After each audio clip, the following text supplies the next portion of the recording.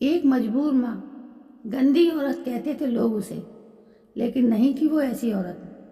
वो तो एक कैंसर रोगी बेटे की ममतामयी माँ थी।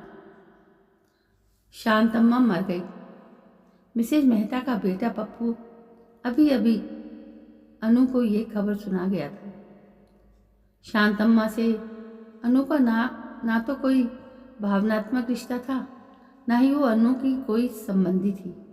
बस अनु की दिनचर्या से शांतम्मा अदृश्य रूप से जुड़ी हुई थी।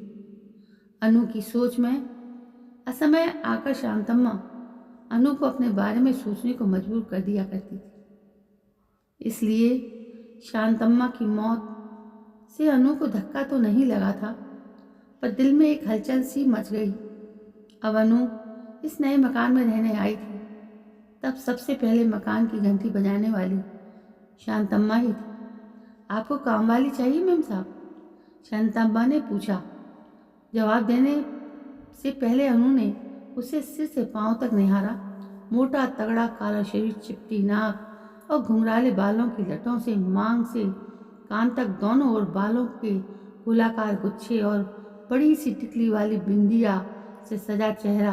अनु सोच रही थी, अपने घुंघराली लटों को गोलाकार गुच्छों में संवारने में शांतम्मा को कितना समय लगता होगा।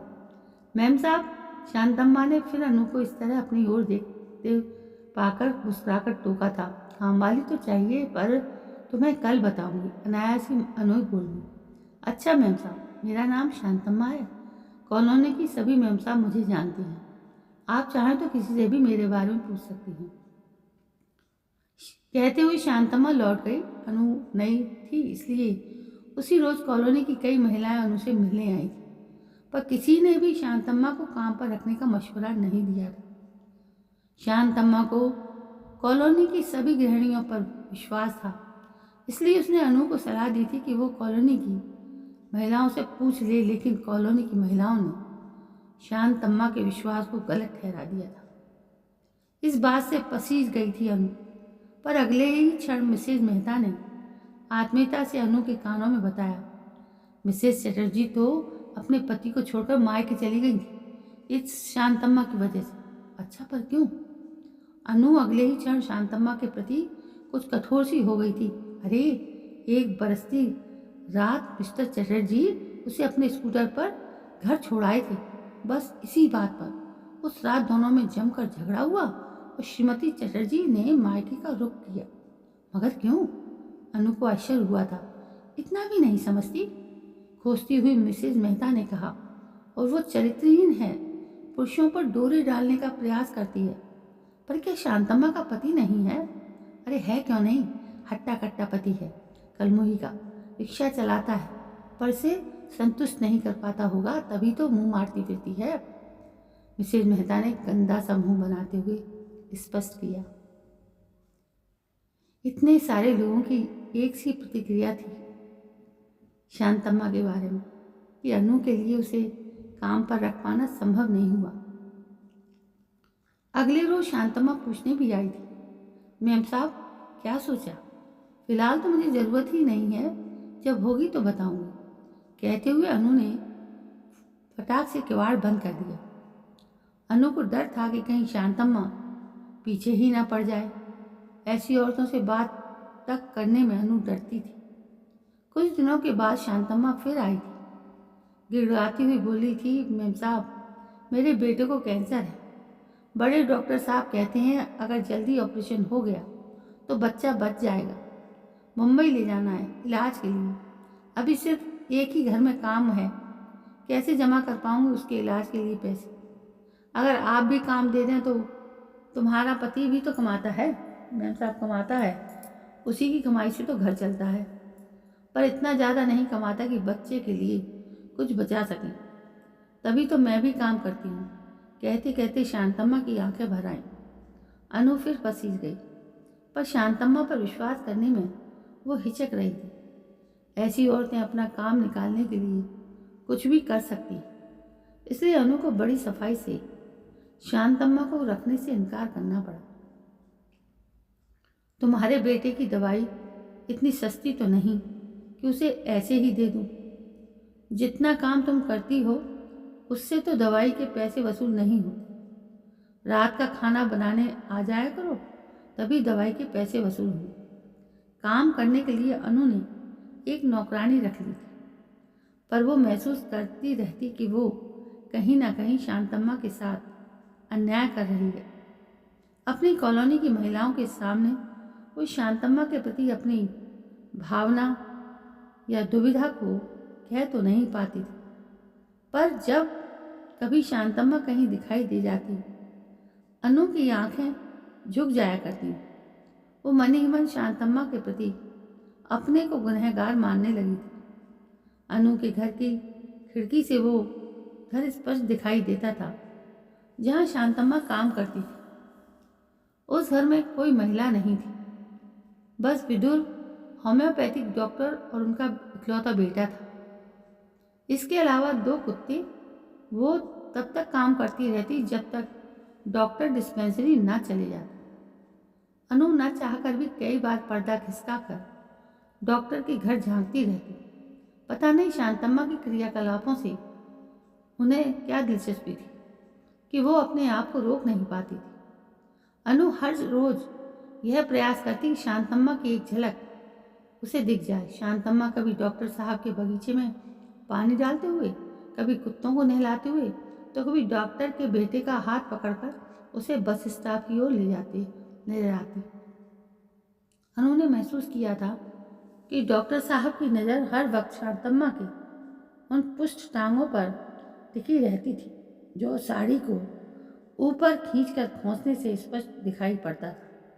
अनु को कई बार लगता था कि शांतम्मा का डॉक्टर साहब के साथ कोई ऐसा रिश्ता है जिसे संदेहास्पद कहा जा सके। एक दिन डॉक्टर साहब और शांतम्मा को ऊंची आवाज़ में बात करते सुनकर अनु दौड़ती हुई खिड़की पर आई थी। देखा, डॉक्टर साहब पेड़ पौधों को सींच रहे थे और शांतम्मा सीढ़ियों पर बैठी सुबक रही थी। डॉक्टर साहब जोर जोर से कह रहे थे, तुम्हारे बेटे की दवाई इतनी सस्ती तो नहीं कि उसे ऐसे ही दे दो। जितना काम तुम करती हो उससे तो दवाई के पैसे वसूल नहीं होते। रात का खाना बनाने को आ जाया करो, तभी दवाई के पैसे वसूल होंगे, वरना मैं दवाइयाँ नहीं दे सकता। सोच लो, मेरे आदमी का गुस्सा तो आप जानते ही हो डॉक्टर साहब। रात को काम पर मैं नहीं आ सकती। चटर्जी साहब की बीवी के झंझट के बाद से मैंने रात का खाना बनाने का काम बिल्कुल ही बंद कर दिया है। तुम्हारी मर्जी, कहते हुए डॉक्टर साहब अंदर चले गए थे और शांतम्मा वहीं सीढ़ियों पर बैठी घंटों सुबकती रही। जब तक शांतम्मा वहाँ बैठी थी, अनु अंदर जा ही नहीं सकती। पर्दे की ओर से वो लगातार उसे देखती रही थी। उसके बाद फिर कभी अनु को शांतम्मा नहीं दिखाई दी। हर रोज़ कई बार तो खिड़की खोलकर शांतम्मा को तलाशती रहती, पर शांतम्मा ने डॉक्टर साहब के घर आना बंद कर दिया था।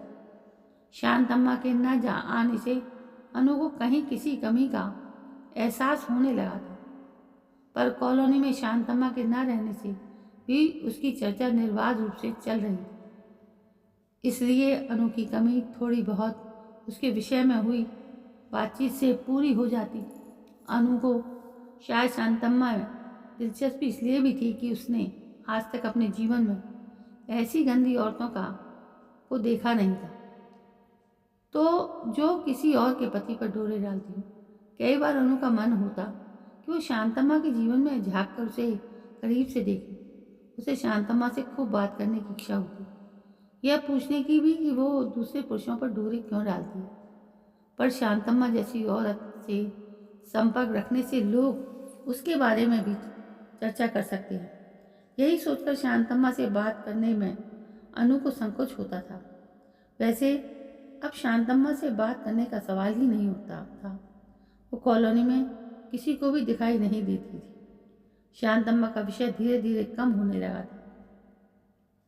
अनु भी महसूस करने लगी थी कि वो अब शांतम्मा के बारे में कम सोचने लगी है।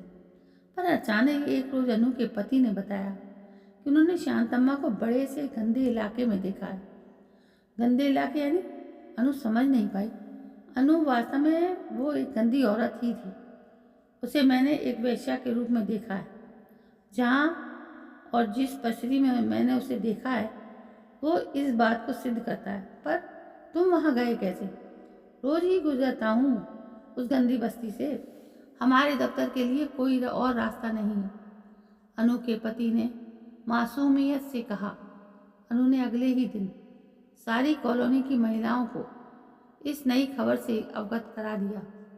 सभी के चेहरे पर इस बात की संतुष्टि थी कि वास्तव में शांतम्मा वैसी ही औरत थी जैसे उन लोगों ने सोच रखी थी। कभी कभार अनु को भी लगता था कि कहीं शांतम्मा के बारे में गलत बातें करके वो कोई पाप तो नहीं कर रही, पर अब उसे भी इस भय से मुक्ति मिल गई थी। चलो अच्छा ही हुआ जो वो सही जगह पहुंच गई, वरना इस कॉलोनी को ही गंदा कर देती। मिसेज मेहता ने कहा, हाँ, छुट्टी मिली उस वेश्या से। मिसेज चटर्जी धीरे से बुदबुदाई थी। शांतम्मा का चरित्र सत्यापन होने के बाद कुछ दिनों तक तो उसका विषय जोर शोर से उसकी बातचीत का विषय बना रहा, पर धीरे धीरे कम हो गया। पर आज अचानक शांतम्मा के न रहने की खबर न अनु को विचलित कर दिया।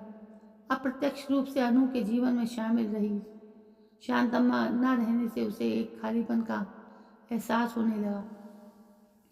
शांतम्मा के अंतिम दर्शन के लिए जाने को अनु तत्पर हो उठी। मिसेज मेहता को किसी तरह मनाकर अनु ने साथ लिया और शांतम्मा के घर चल दी।